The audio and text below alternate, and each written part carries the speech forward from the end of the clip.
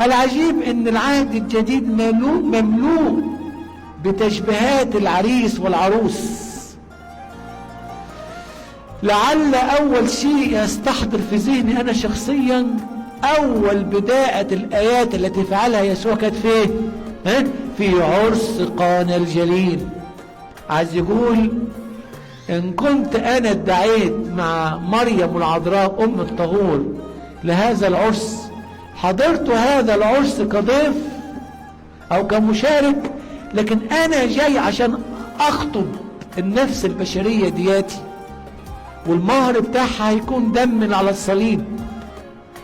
افتكري يا ايتها النفس ان بداية الايات اللي فعلها يسوع كانت في عرس قنا الجليل، عشان يقول انا العريس للنفس دي، انا العريس للعريس اللي بيتجوز النهاردة، والعريس للعروس اللي بتتجوز النهاردة.